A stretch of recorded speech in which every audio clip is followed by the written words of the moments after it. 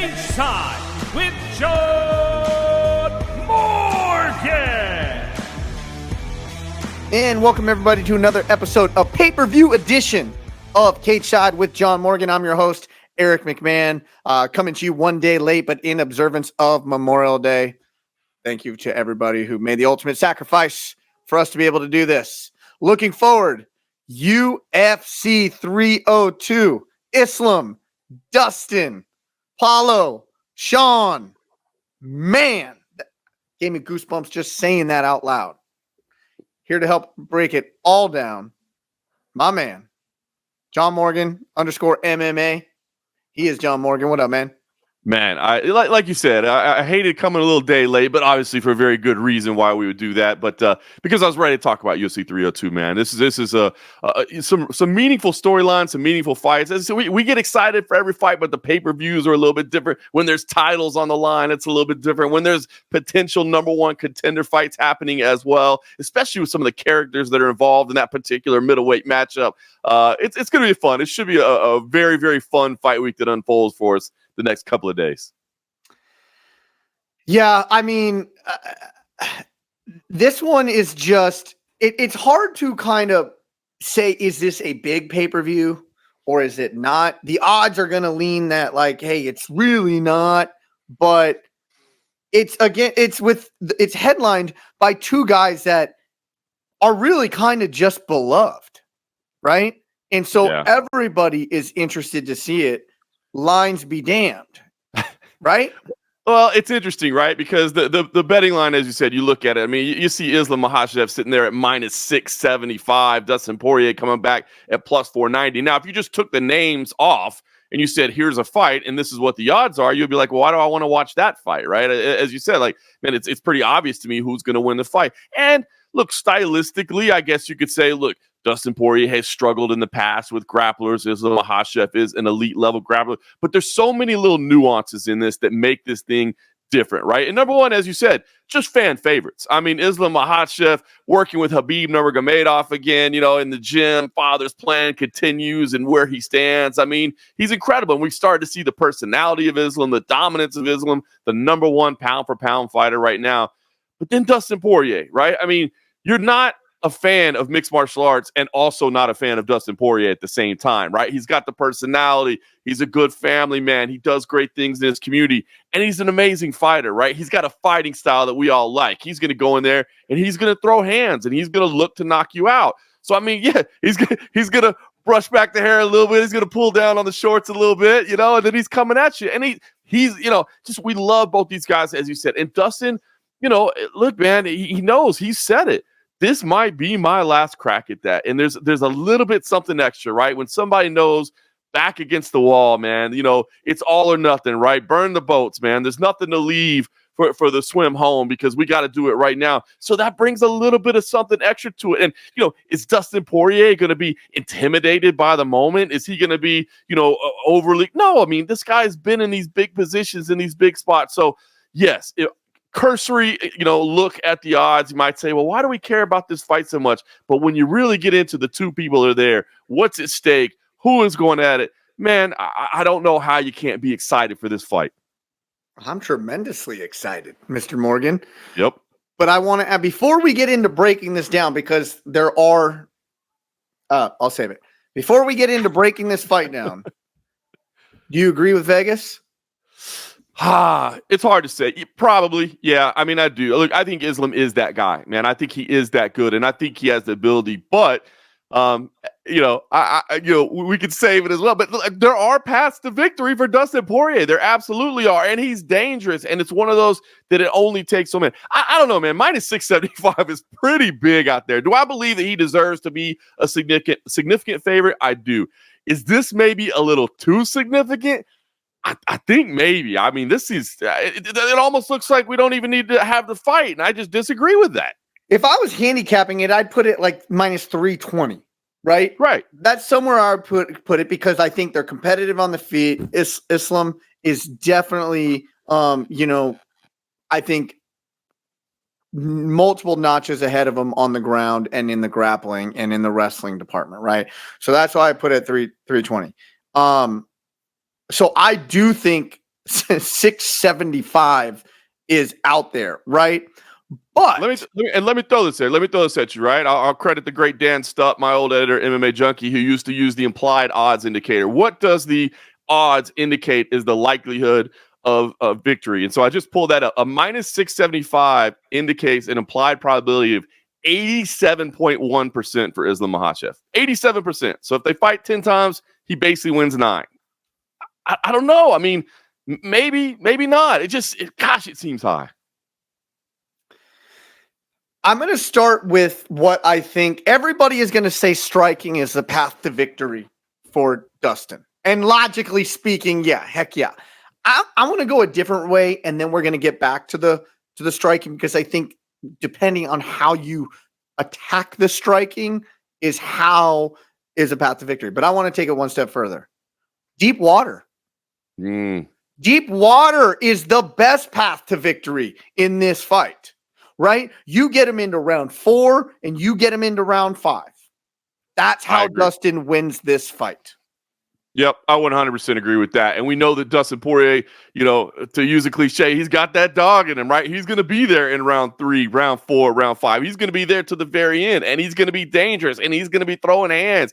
And so you're absolutely right. And we know, Islam's already talking about the fact that, hey, moving up to welterweight is something I'd like to do. And I don't think it's simply a matter of he wants to be a champ or he wants dual division status. I think those cuts down to 155 are horrendous for him. I mean, we see it every time he does it. It's a tough weight cut. There's no doubt it takes something out of him. So, you think about a rough weight cut, you think about where's the energy level going to be late. So I 100% agree with you.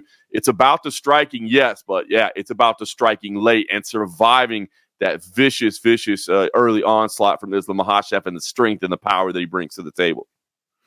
We have to look no further than 2 fights back for Islam, who won round 5 against him in Perth, Australia.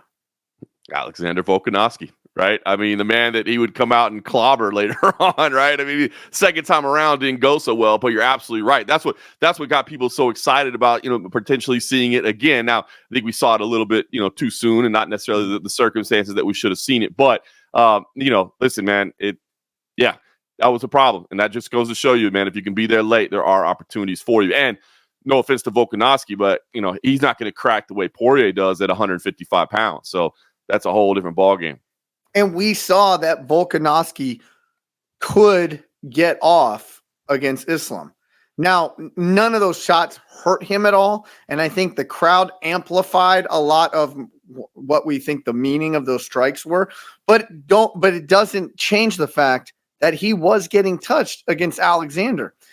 Now, I do want to talk striking, right? Okay, we're going to say that the striking advantage goes to Dustin. Right. Agree? I agree. I do. Now, look, Islam's getting better, and Islam does have power, and he's shown it off as well. So I don't think it's as simple as to say, hey, man, if this thing stays on the feet, Dustin's, toast, or, Islam's toast. There's no way he can hang with us. No, Islam does have power. He is getting better as well. But I would give the statistics will bear that out, right? Mm-hmm. So it's not a hot take. I'm about to give you a hot take right here. Dustin has to change the way he strikes to strike with Islam. And it's a very delicate, because here's what I'm saying. He uses a very boxing heavy approach. He crowds you. He forces you on your back foot. Is crowding Islam the best option here? I don't think so. I don't think so, because it's a weird dynamic, right? Right. But if anybody can adapt, it's a cagey vet, the OG, the dog, Dustin. But the way he wants to walk you down, slip, eat one to give 2, eat one to give 1, mix it up a little bit. I don't know if that's the correct strategy here. No, you make a very good point, because, definitely, for instance, the way he likes to jump the ghillie, the guillotine choke, I wouldn't recommend that. And I know it's in his game plan. So I agree with what you're saying here. you know you're going to have to strike. You know you're better off staying at range a little bit and not allowing that clinch to be initiated so easily, because obviously Islam's got, man, his hips and his judo throws and everything that he has in those positions are dangerous. Because Islam, if you think about it, man, we talk about the great grappling that he has, but he's not like a big like blast double guy from range, right? I mean, he's more of, when he gets in tight, gets you up against the cage, again, hits those tosses, hits those throws. So that's where he's most dangerous. And he's got like one of the best, like kind of like running knee taps in the game. Yes, he does. So I would absolutely agree with that.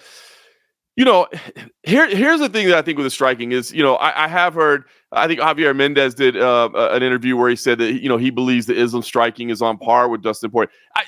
I've just seen guys in times, right, where they fall too much in love with something and they want to prove something, or or it's their new toy and they want to utilize that. And I would say the longer that Islam decides he wants to strike with Dustin, now we're saying he's not completely outclassed there. He's not completely out of his league and being on the feet, I should say. But I think ultimately he needs to take the fight to the ground. That's where he will be most effective. And I think that could factor in a little bit if he just decides, I want to knock this guy out. I want to prove that I'm a better striker than Dustin Poirier. That could open him up for some issues. But I think your point is exactly right. I don't think I would want a crowd here. I think you want to stay at a longer range so that you have more ability to react to the potential takedown that is coming your way. Now, potentially late you crowd, and that war of attrition you crowd, right? But I would stick away from it for at least the first 2 rounds, possibly 3. But here's and this is like what worried me in the Khabib-Conor matchup is the same thing that worries me for Islam in the Islam-Dustin matchup, right? These 2 guys have this ability to overextend a little bit on their punches. Now, listen, I'm not going to come on here and say I'm a Trevor Whitman where I can stylistically break it down, but I've been around the game for 20 years now, right? And like I can recognize patterns and tendencies sometimes, right? And the one thing that Khabib did all the time is, he would kind of come looping in, right? And usually people are terrified of the shot, so they're coming backwards the whole time. Why Khabib is doing that, which makes it very hard to counter when you're completely moving backwards. Maybe Stipe is like one of the best in the game at doing that, but outside of him, it's a very hard thing to do. Now, Islam does the same thing, right? He comes like kind of looping in. He did it to, Charles Oliveira, which dropped him. Now he connected, but if Dustin can stand his ground when that happens, because it's going to happen. They do that. Him and Khabib both strike that way. They come looping in with that big overhand. And if Dustin, which I know he can and I know he will stand his ground. He is not scared to take one. That, to me, is his best opportunity, hands down, outside of dragging him into the 5th round. Completely agree with you in that one. And like you said, he has the ability to do that. You think about Dustin Poirier, he can switch stances. He's got power in both hands, right? Like his accuracy, his timing, all those things. I mean, the boxing is just completely on point. If you, as you said, you can stay in there. And it's wild, right? Because the natural tendency is to move backwards, right? It feels like it's the right thing to do, but that's the weird thing that we know about grappling into jiu-jitsu is, sometimes when it feels like you should pull, you should actually be pushing, and vice versa. It's always a little bit backwards of what your natural instinct could be. And that's why I think this is so interesting because, again, Dustin Poirier, it's a natural tendency to do things. He's got to think in a different way, and he's not going to be overwhelmed by the moment. He's not going to be, intimidated by the atmosphere of the opponent that he's facing, all those things. The guy can deliver in big spots. So again, man, we go back to those odds, we go back to those implied probabilities. Yes, there's a ton of reasons why Islam Makhachev is the rightful favorite here, but what makes this intriguing is if a guy can deliver on his assignment like that, it seems to me it would be Dustin Poirier. He cannot be taken down early. Can't. Benoit Saint Denis took his back repeatedly early. And listen, no disrespect to BSD. No. Islam is a different animal on your back. Yeah. You know, and I don't even know if Islam is going to go for a choke. He may go to take your head off at that point. Guys like him, they hit their strikes too open. They're not searching for it the whole time. They are going to clobber you until they get the head in the position they want, then sink it in, right? And so those guys, you know, Khabib, Islam, they are so good at attacking the back. They are so good at that. And if you even watch Khabib back in the day, he used to take the hooks and almost stand up from the position with the hooks in and just destroy. I want to change his face, you know? They stand up and just do it. And Islam is of that same breed where he will bludgeon you if he takes your back. Because he's not just going to take the back and hold a backpack. He ain't going to do that. It's pretty incredible, right? When you think about it, right? Because I think a lot of people, we think about the decision to Alexander Volkanovski, and a lot of people view that as, potentially some weakness, I guess, right? In the way that, which you're talking about another pound for pound, great. But the fact that, he wasn't able to defeat the smaller guy, then he comes out in the rematch and just absolutely runs through him, right? The win over Charles Oliveira, amazing second round. Before that, guys that weren't necessarily on that level, but Bobby Green, Dan Hooker, we're not talking about champions, but we're talking about veterans, and we're talking about guys that know how to fight and that know how to be in wars, and he just tears through both of them as well. So, it's interesting because it wasn't that long ago that we were looking at this body of work in Islam and saying, well, he hasn't faced all the top guys. Now, we know that wasn't necessarily through his own doing. There just weren't a lot of people putting their hands in the air and saying, give me that guy. But, man, if Islam is able to, I don't know that there are doubters anymore, but if Islam is able to tear through Dustin Poirier like he could, because we're both saying, look, early, it's dangerous. You got to extend this thing. You got to get it late. If he's able to do something impressive, if he's able to get to the back, as Benoit Saint Denis did, he's not going to lose that position. He's going to finish it right there. Man, if he does and he tears through him, man, you got to start really recognizing the greatness. So, that's what's on the line here, man. You've got a guy that is trying in Islam Makhachev to really assert his dominance that I think, to be honest with you, is still living a little bit in the shadow of Khabib Nurmagomedov. Now, I don't think he finds offense to that. I think he finds honor in that. That's his brother, right? They trained together since they were children. I think he'll be happy to always be associated with Khabib Nurmagomedov, but I think he's living a little bit in the shadow. So there's an opportunity for him to maybe step out of that shadow a little bit. Meanwhile, for Dustin Poirier, my goodness, again, this man is already a fan favorite, but we know the one thing that's eluded him, right, is undisputed status. And he held the interim belt, but it's not the same as undisputed champion. What a way, a Michael Bisping-esque way to cap off a career, right? Where, yes, he's had the belt, but he hasn't had the undisputed belt. So to do that against this guy, against his nemesis, to cap off the career, maybe he would retire at that point, maybe he wouldn't, but he would get this thing, the one thing that's eluded him. I'm telling you, man, it's intriguing. It's intriguing on both sides of the coin. I'm telling you, the writing's on the wall. Like it not on the wall, but it's there. If there's one kink in Islam, well, I see two little kinks that you can point to. Two, right? Usually we break down, we could spot a bunch if we want to nitpick, right? Yeah. With him, I see two, right? Number one is we've seen him gas late. We have. Okay. That's the obvious to me. Number two is he has been touched and he's been knocked out before. Yes. Now, a long time ago. Now listen, let's go back to 2015. I believe, 2015. It was we're talking 9 years ago. It was his second UFC fight, but he took a one-hitter quitter, knockout loss in the first round. It's the only blemish on his record. Adrian Martin's KO at 146 of round one, all the way back at UFC 192. So, right, I say all this is like a lot of people just say, hey, man, guy's got chin of granite. You can't knock him out. Not true. Can't say that here. Right. We can say that Volk knocked him down. Might have been a trip. Might have been fatigue. Knocked him down with a punch. He has been knocked out before. Now, is there a big difference from 2015 to 2024? Hell yes, there is. Doesn't change the fact that it happened. So there are opportunities here.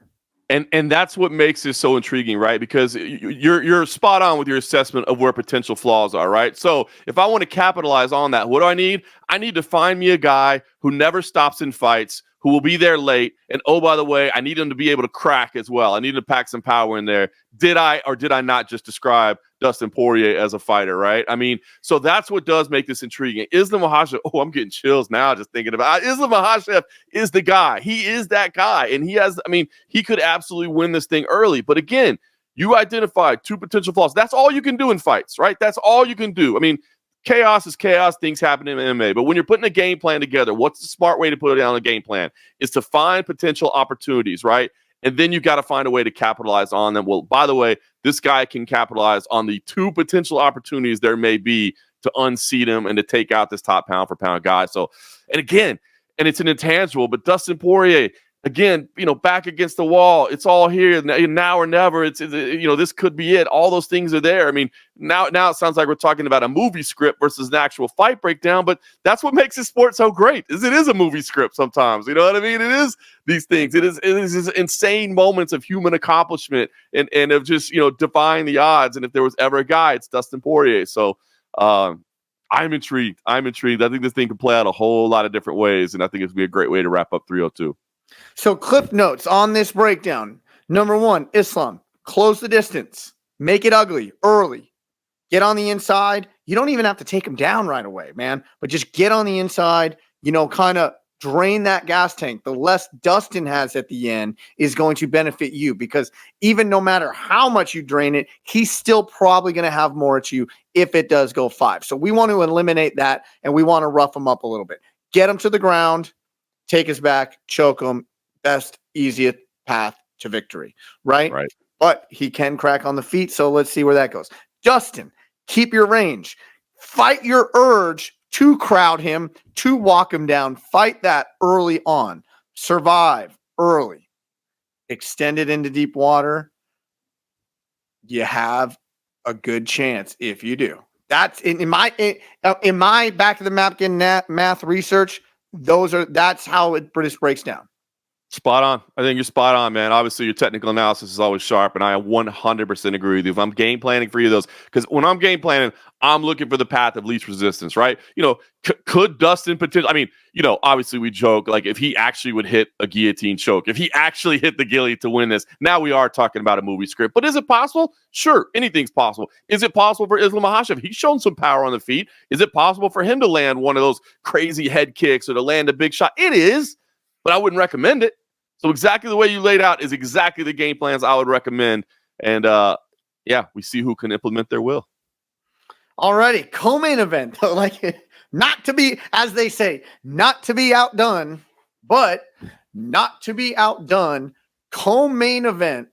Number 1 contender at middleweight, Sean Strickland takes on the number 7, Paulo Costa. This one is fun. I'm a little bit shocked by the odds on this. Sean Strickland coming in at a minus 245. That surprises me a little bit. That's a little higher than I would have said, 160, somewhere around there. I agree. I was just looking at the same thing, and that was going to be the first thing I mentioned as well. Little bit shocked on those odds.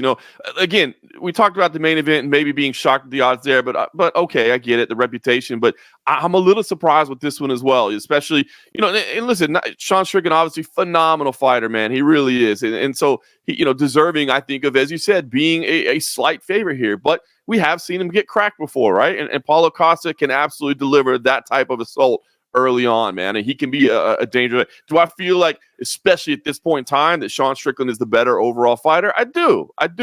But we know that sometimes he doesn't always stick to the game plan that might be most, conducive to him winning as well here. And I think early on especially,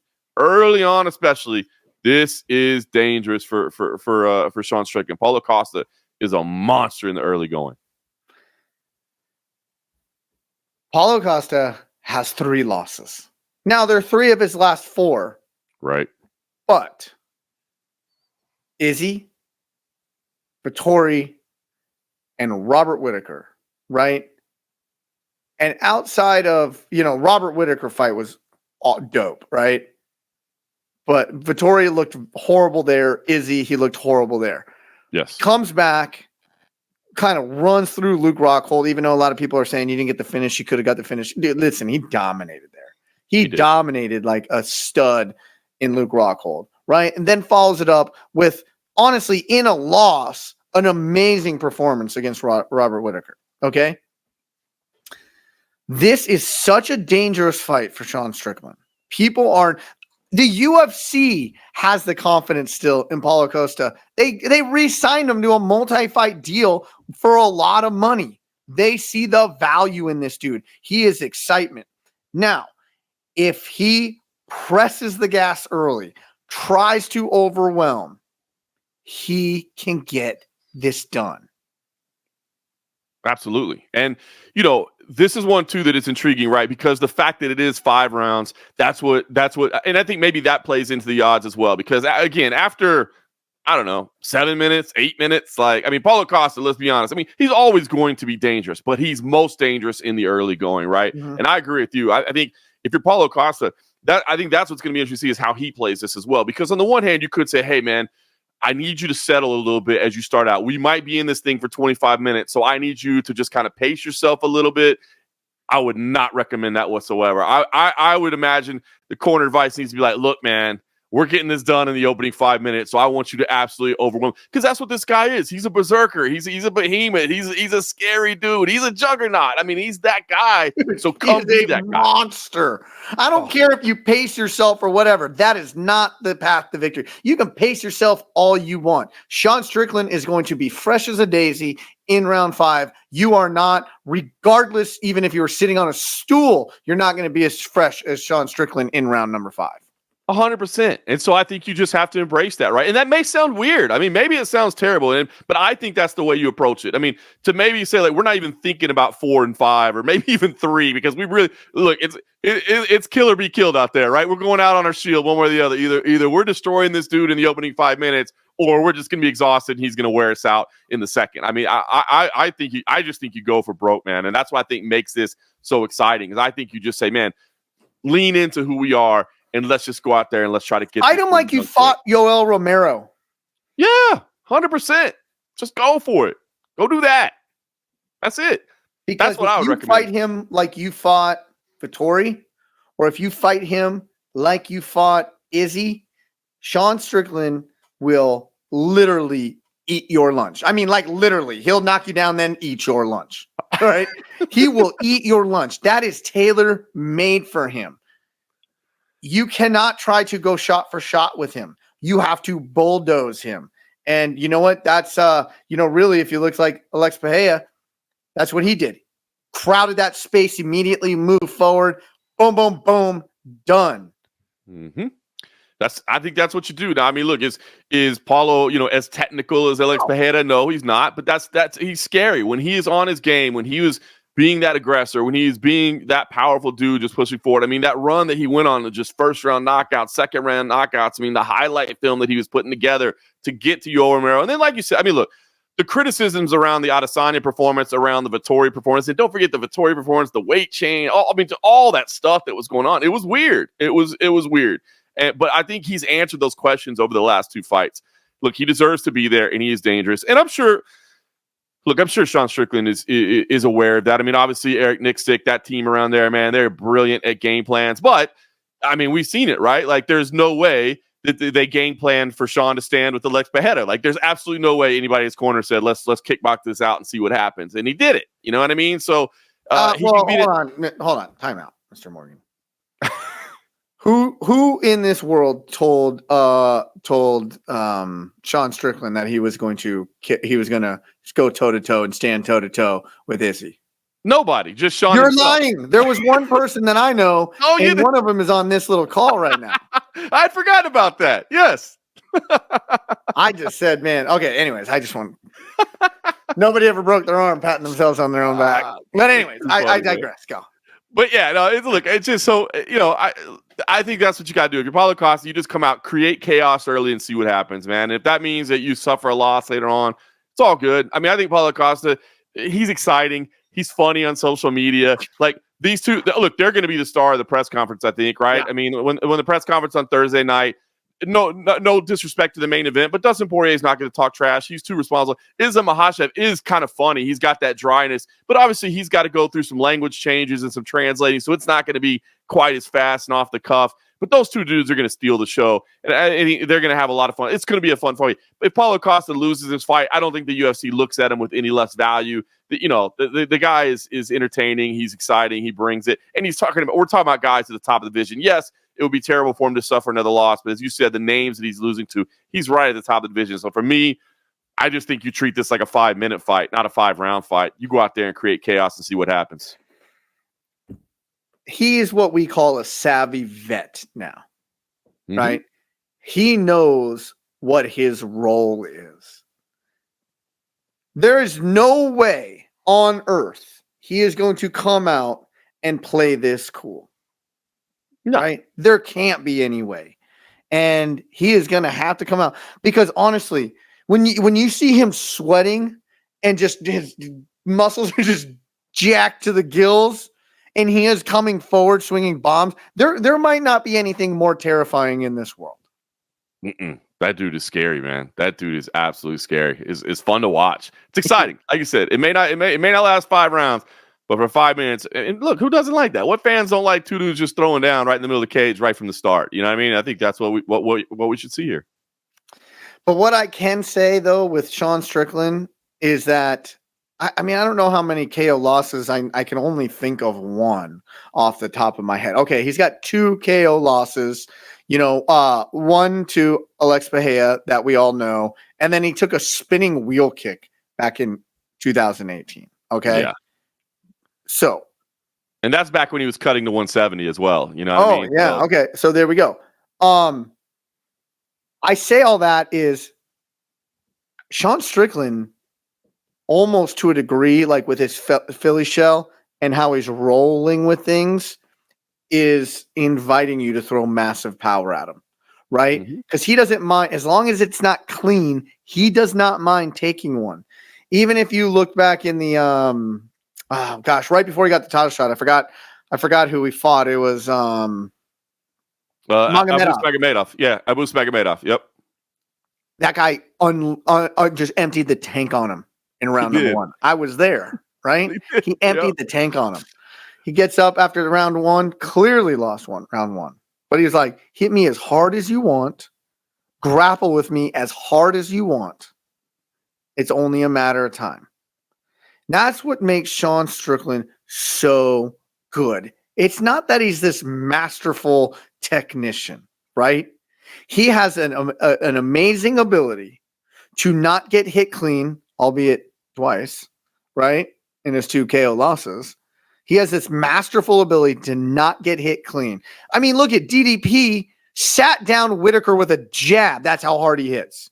Couldn't do that to Sean Strickland. Okay? So he has this masterful ability not to be hit clean, and he's just has this, I know he trains his butt off, and so I'm not disrespecting his training, but a lot of that is just a God-given ability to dig deep like he does and not stop moving. And that is the war of attrition. He will win all the time. And if you're Paulo Costa, I mean, you got to make sure that when you are being this aggressor that we want you to be, that you're putting together multiple shots, right? Because you're right. That if you is just load exactly up. Where I was going with it. Yeah. He can't rush in with 1 or 2. He has to, the minute that Philly shell comes from here and comes up, and we don't stop ripping. We don't stop ripping shots at that point. That's his path. You nailed it, John Morgan. Yeah, and don't be afraid to look at the body as well. Don't necessarily just be head hunting. You know what I mean? Don't be afraid to look at the body, but you got to throw multiple punches together because shot number 1, 2, maybe even 3 miss, but maybe 4, 5, and 6 are the ones that get the damage done. Because at some point, especially if you can press him up to the fence, you take a little bit of his movement options away just because he's now limited about where he can go with the cage behind him. If he's out in the middle, he's got a lot more options. But as you say, he's masterful. He does. It just, I mean. The way Strickland moves and the way he protects himself, it's incredible to watch, man. It really is. And as you said, he doesn't mind getting in it. And look, Sean's going to piss off Paulo Costa. There's no question about it, man. Like at the press conference, I promise you, he's going to say something that's going to get under Paulo's skin. I know Paulo likes to jab too. Paulo likes to talk a little trash, but Sean is so good at pissing people off because he doesn't care what you say, right? You can't win an argument with him. Like it's impossible. There's no way to win one. He doesn't care. It doesn't matter to him. So It's going to be emotional for sure, but you got to think exactly. Don't just load up on that one shot, man. You're not going to hit him with that one shot. You got to be putting combinations together. You got to be relentless with your approach, and you got to just go all in right from the start, I think. And if I'm in Costa's corner, you don't throw leg kicks. No, good point. Right? Sean Strickland, it defies logic how he does this. It's crazy to me. One, he has this ability to just kind of like take one half step to get out of the way, and he's right back in your face. Or two, he'll cross check a lot of times with the opposite leg, and it really deters you. But he counters off that stuff so well. So if you're throwing like some sort of naked leg kick, he's almost just like lifting his leg, not checking, but he's lifting the opposite leg a lot of times. It so defies logic. But the minute he comes down, he's throwing 3 punches at you, not giving you the ability to reset. So the game plan, unleash it early and often, and don't throw leg kicks. That's my path to victory for Paulo Costa. I love it. You're spot on with it, man. I think you're absolutely right. I think as long as this thing lasts, it should be a lot of fun. And like I said, I know they're going to steal the show at the press conference. And I think a lot of people are going to be talking about this one, man, and excited about it. The main event is about respect and legacy and what's on the line. The co-main event is just more about chaos and madness and what's going to happen. And it's funny because I was like, if you look at Kevin Holland and Mikhail Oleksiejczuk, which is kind of a late addition, it's kind of eerily similar, honestly, to Sean Strickland and Paulo Costa. Right? Like Mikhail Oleksiejczuk is just this marauder of a dude that just creates chaos and power early. But if you can survive that early storm, then you can usually kind of take over and upset him. And Kevin Holland is really great at that. I was actually a little surprised to see Kevin Holland being such a significant favorite as well, according to the odds makers. But I get it. It's honestly, there's a lot of shades of that co-main event in this fight as well, where it's like, look, if Oleksiejczuk cracks you early, like it's going to hurt, man. That dude is capable. But what is Kevin Holland really good at as well? He's a lot of movement and avoiding the big shot as well, and talking to you a little bit. Maybe he's a lot of everything. He's a lot of everything. He's really a lot of. I don't know what game plan he's going to employ because I don't think he knows, and he might have a side arrangement going with him already. I don't know. It's so true. You never know with Kevin Holland. You absolutely never know. But he's fun. Another guy that, obviously he's coming off a couple of losses and we've seen some setbacks, but he's generally exciting as well. I know that UFC 299 wasn't maybe quite as, fan pleasing as it could have been, but he's always fun and he's going to bring it as well. So it should be a great one as well. Then Jailton Almeida is back against Alexander Romanov. I love that one. That's a big fight. I'm loving that fight. Me too. Again, I'm a little bit surprised to see Jailton Almeida but look, Jailton does continue to just impress, man. I remember when he went up to heavyweight from light heavyweight, I initially thought like, oh, this dude, like, is he just being late? Like, I get it. At first it was like, oh, I could take some short notice fights. I'm like, okay, that does make sense, but I don't know that your path is actually doing it in the heavyweight division. Now, I think he's a full-on heavyweight contender, man. I think he's in the right division. He's going to keep getting bigger, and he's very athletic for the weight class. But this is an interesting stylistic matchup as well. So I'm loving that heavyweight fight as well. And correct me if I'm wrong. I think I just read something. What was it, yesterday or so, about Jailton Almeida felt slighted that he wasn't, piped in there against Aspinall, because once I was reading that, I was like, ooh, got a little chip on the shoulder, feeling the fire up here. Do you imagine that? I mean, listen. Okay, Curtis Blades is the guy, right, to get that fight. Yes. Especially because the way the first one ended. Mm-hmm. But doesn't an Almeida Aspinall fight really intrigue you? 100%. Because the entries and like you're shooting as a middleweight, but yet you're a heavyweight and you're so quick with it and you're so powerful with your takedowns, right? Like he is so good at that. Yeah, and that's going to be necessary. I mean, I think with Tom Aspinall, obviously, listen, we said it, and I think he said it too, that Curtis Blades is one of the toughest stylistic matchups for him, but there's certainly a path to victory for Aspinall, right? But a little bit more speed, that Jailton Almeida brings. So, he's still kind of maturing a little bit in the division, but that one down the road will be very good as well. I mean, I think Aspinall is going to be around at the top of that division for a long time to come. So, but let's not, man. Don't get me started about the heavyweight title picture, man. I know Jon Jones is going off again, and I feel like public sentiment continues to sway towards the fact that everybody wants to see Jon Jones versus Tom Aspinall. But We're just not going to get He's into like, these I right just now. don't give a beep. No, right? Basically, he's just saying, don't care. Don't care. And he's almost trolling everybody with it now. 100%. Oh, not almost. He is. Yeah, 100%. He's not. He's trolling. Jon Jones is the king. I mean, Jon Jones, the tweet and deletes. I mean, he's the king of trolling. He likes to just stir the pot and then disappear, step back and watch it all unfold. So, yeah, he's basically just made it clear he doesn't care and it's not going to change. So, I think I've just come to the point of acceptance and understanding, just realizing we're not going to be able to change this. So, do you think that fight ever happens? With Aspinall and Jones? I think Aspinall's doing all the right things, man, to kind of get under the skin a little bit. I mean, obviously Aspinall's got to go out there, but if he's victorious and he's able to, look impressive in facing Curtis Blades, and he's so good on the mic, man, and he's so good at understanding promotion and understanding he's jabbing a little bit, right? He's always been respectful to Jon Jones, but now he's starting to jab him a little bit more and just, I don't know. I guess the guy doesn't want to prove anything. So I'm holding out hope. Because I think, again, you got to play to Jon Jones's ego to a little bit, right? You got to say, man, don't you want to come face this? I'm not trying to take away from your greatness, but don't you want to come prove it again? Don't you want to prove that your legacy is here, not that you weren't ready for this guy? So I'm holding out hope. I'm 50-50. I think it happens. Yeah, you're leaning. I just think guys like Jon Jones are built different. Mm-hmm. That's why I say you got to play to his ego a little bit, right? You know what I mean? Like different. He is going to take that challenge, right?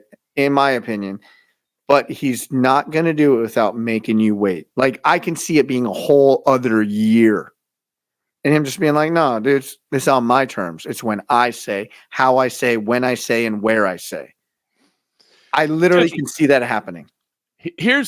I can see it happening too, 100%. I can see Jon Jones saying, I don't want to fight until next year at Madison Square Garden. I think at some point you have to look at taking the belt away from him. And it's not that he hasn't been stripped multiple times before. So, if he beats Stipe and then says, I don't really know what I want to do right now, talk to me next summer and we'll figure it out. I think you got to start looking at saying, well, come on, man. We can't have Aspinall out here just defending this interim title over and over and over and over again. Is the Curtis Blades fought for an interim belt?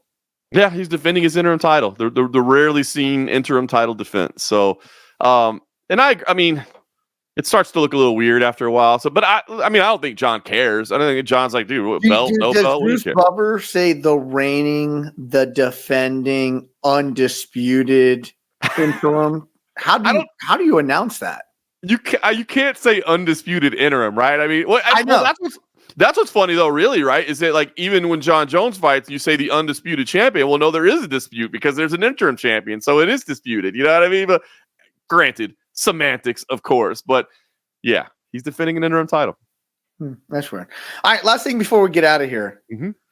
Ronda Rousey made a little bit of headlines, and now she's been making headlines over the couple times in the past couple months. First one, if we go back to she kind of busted on Joe Rogan a little bit, right? And she said like how the media turned on her, and you have guys like Joe Rogan crying in the ring with me, saying how special it was to watch me perform, to now kind of busting on me. I'm paraphrasing, of course. And then now we move forward to just this past week saying that she don't think she's going to be welcomed back by the UFC. If she was, it'd be with booze. And she said because she believes, again, paraphrasing, that the MMA media has turned on her and they say she had been exposed. They said that she was never that good. And she was a product of proper booking or proper matchmaking. I don't agree, but what say you? I agree that she would probably get booed if she walked in the building, to be honest with you. I do agree with that aspect of it. To say that the MMA media has changed. I mean, listen, there are certain people in the media who would say that. I would say that anybody that lived through that era would understand. It's the way the game evolves, right? I mean, Ronda Rousey, she is so meaningful. You can say what you will about where she would stand right now. I mean, look, I think she could still beat a lot of elite level UFC women's bantamweights right now. You know what I mean? Now, is she beating Amanda Nunes? Well, Amanda Nunes retired right now, but if Amanda was back, would she beat her? No. Would she beat Kayla Harrison? I don't think so. I think Kayla's, a bit too big and strong for her, but it's the way the game evolves. You know what I mean? We saw Royce Gracie come back and lose to Matt Hughes, right? And I don't think any of us, then at that point were like, God, Royce was never even that good. You know what I mean? Like, no, of course not. I mean, he was that good, but the game evolves, and at the time that Ronda Rousey came in, women's professional MMA fighting wasn't a thing. You know what I mean? So you didn't have women training full time because there was no money to be made in it because you weren't competing at the highest level with the UFC. She changed that. She changed that. And obviously now we see women doing very well. And it's one of the few sports where, women and men are competing alongside each other, for the same financial opportunities in the same sport. So I don't think a lot of times women are headlining over men. That's it. You know what I mean? And you don't see that anywhere else. And so, look, there are people that, will say that she was never that good or whatever. There are certain factions, the MMA media, that have said that and say that she was overrated. But I think it's less, especially from anybody that was actually covering the sport during her rise. Anybody that was around for that, I've never heard anybody say that was around. She was that good. Look at the way she just dominated people. You look at the run she had.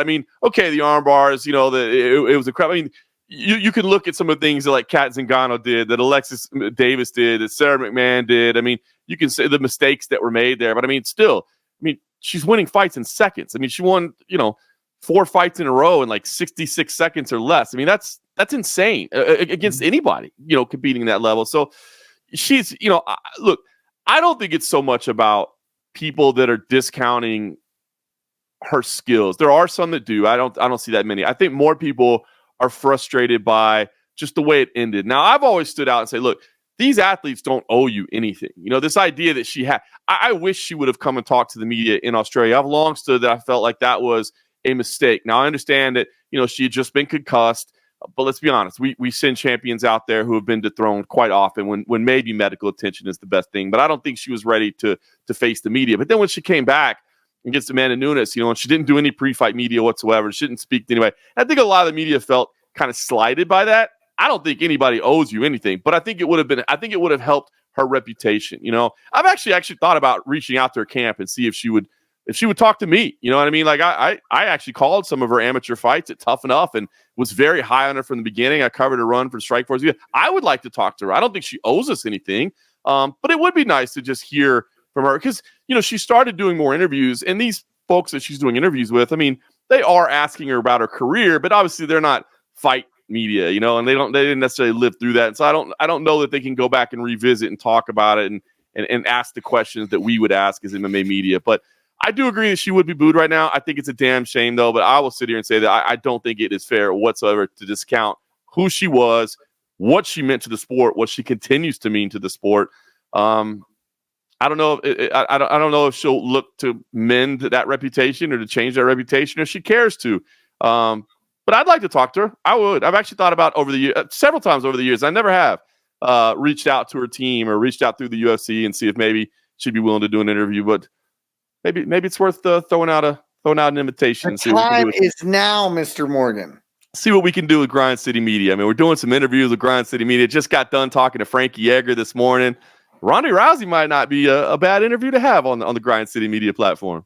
I love it. But here's what I'll say to Ronda. Yes, she will get booed. Of course she will. Right? But I almost think she's still playing her heel role when saying this. Do I think she cares that she gets booed? I don't. Right? She it relishes being that girl, that lady, that shit talking. I don't care what you think. I'm going to say what I say when how I say. That's the reason, she became the superstar.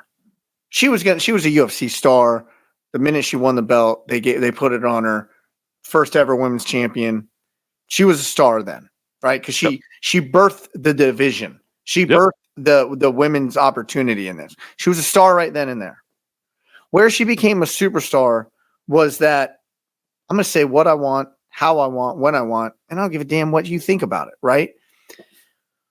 But when you get further away from that competition, and now maybe you start saying, well, my last couple losses were really because of my judo career, concussions and this, that, and the other. I put a lot of validity into what she's saying, but she's almost, in my opinion, still playing that heelish role. And so, she's going to get booed. I think, yeah, to a degree, like, it may be what she's aiming for. I'd agree. I would agree with that. And listen, I mean, I remember at the time, at UFC 193 when she lost, just hearing, from folks that were backstage about how emotional it was, and it was just destroying for her, and I think, as you said, she was that person. She was all in on that. You know what I mean? It was so, and she said it, that belt meant so much to me, but it was more than what the belt meant to her. It was what it meant to be the baddest woman on the planet, right? And to be untouchable and to talk that trash and to be able to destroy people. And so to lose that, I think that was her whole character, right? I mean, that was, and when I say character, I don't mean the quote unquote, WWE personality like character. I mean, like her identity. Exactly. I think that was her identity. And I think she had her identity taken from her in that moment.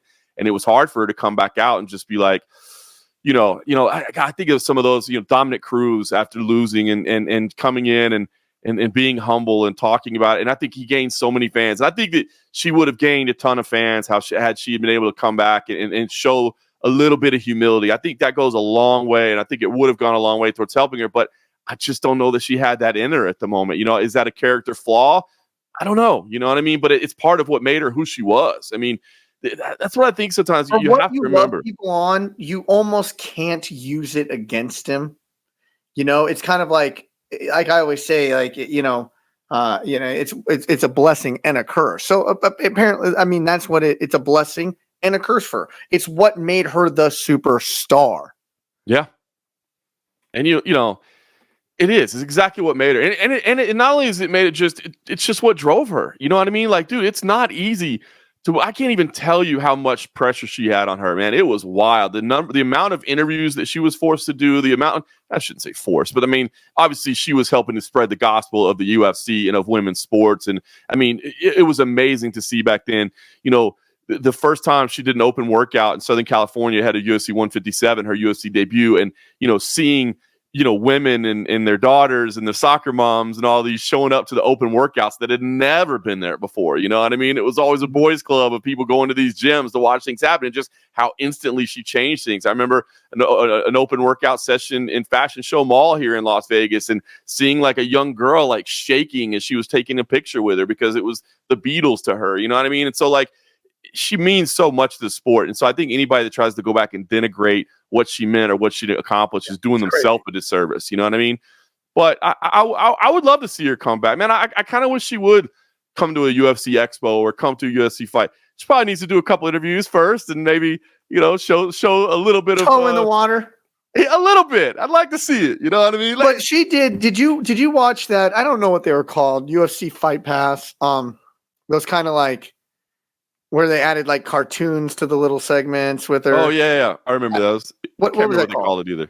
I can't remember either, but I know what you're talking about. But like, she is so healing playing bad guy wrestler. She is so healing on everything she did and everything she said in that whole thing. It's that she likes that, in my opinion. Mm-hmm. So yeah, you're going to be booed. But you invited it willingly, and to me, you secretly kind of like it.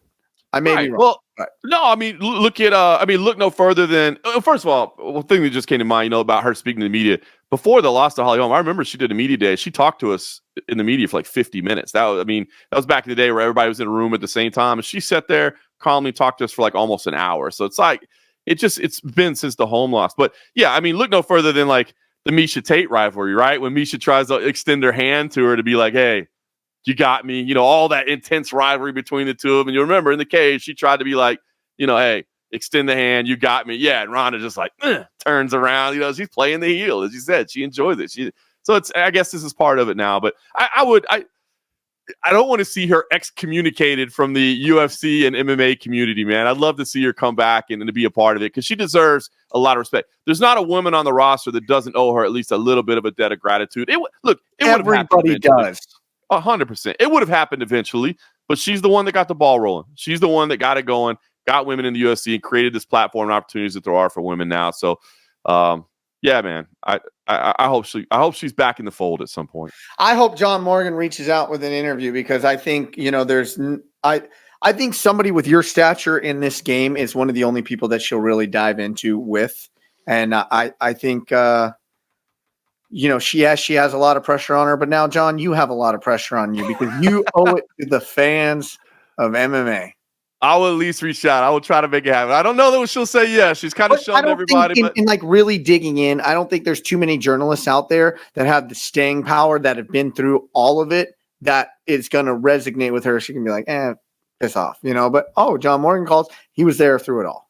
Yeah, I mean, look, like I said, it was not. I mean, I called her fights at Tough Enough. I mean, how cool was that? I mean, I got to see her as an amateur, like literally saw the very beginning of the whole thing. I mean, obviously I wasn't covering her judo run. I wasn't covering, Olympic judo. So I didn't necessarily see that. But as far as mixed martial arts, man, I saw it from day one. And she was always very kind to me over the years, man. She was always very, very good to me. And I thought she was always very entertaining. And so, again, you can say the game has evolved past where she was. You can argue and debate like where she would stand if she was in the women's bantamweight division now. But you can't argue with her dominance at the time and what she means to the sport in terms of overall history. You simply can't. And she's still a draw, right? She'd still be a draw. It's either you love her or you love to hate her. Either way, you want to see her, and it is what it is. 100%. I mean, the amount of media that she would generate if she was on a card right now, again, it's not in the cards. I'm not suggesting she'll come back. She won't, but she is still an absolute superstar. But I mean, even she would be a biggest draw at International Fight Week, giving her a booth. She would be a huge 100%. draw there. 100%. Absolutely. I'd love to see it. I hope it happens someday. I would love to see it. Yeah. I'm going to reach out. I'll reach out. I'll try. I'll at least try. All we can do is ask. Yeah. There we go. All right. Well, another episode in the books. UFC 302 this weekend from New Jersey. Islam, Dustin, Sean, Paulo. Golly, I'm excited for it. And then we dived into a little bit of Ronda at the very end. But aside from watching the pay-per-view, what do you got going on this weekend? Just enjoyed it, man. Originally was expecting to be out in New Jersey, but I had some things pop up that I need to change my schedule. So I'm going to be back home in Vegas and taking care of those issues. But I'll be looking forward to watching the pay-per-view. Little brief break. It probably worked out okay. I was on a stretch of 5 consecutive weeks on the road, and so this is right in the middle of it. So we'll take a little break, enjoy Vegas, enjoy the family a little bit, and then get ready. The wife said, That's not exactly how it went down, but some things popped up that I didn't need to tend to. So she didn't argue too much. She actually was like, well, what about maybe you just fly out there for Saturday, like just for the fights? And I was like, that'd be a little bougie, but I'm still thinking about it. But no, I probably won't. I'm gonna stay home. And then I'll be out in Canada next week, and then back-to-back CFFC fights the week after that. So just 1 week at home probably doesn't hurt too much. But how about you? You're probably enjoying all that peace and quiet at home, man. Not a lot happening around the house. Probably just a lot of watching TV and talking. Just, like fireballs, like bombs are going off. 3 kids at home, 1 newborn, all under the age of 5. Golly, what was I thinking? Actually, I'm loving every second of it. Baby girl is happy and healthy. Mom's doing great. My other 2 little rugrats are just they're at that super duper fun age. So yeah, man, things are going great, but I'll be like barricading myself into a room come Saturday night. And I'm saying, babe, I'm working. It's very important work assignment here, and it starts at 3:30 Pacific, 6:30 Eastern from the first prelim of the night. I'm watching them all. I have to. It's imperative. Have to. So 5:30 Central Time. That's right. I need, just snacks. Just put them outside the door. Don't even knock. Can you take care of these 3 kids and also make sure you have some snacks ready for me in intervals throughout the evening? I'd like a little something before the main card starts, just to start warm, and then the snacks should be theoretically cooler as the night goes on. But hell no, you want to see me here next week, right? I do want to see you here next week. So why don't you not do that? Sounds good. Well, with that being said, for John Morgan, I'm Eric McMahon. Enjoy the fights.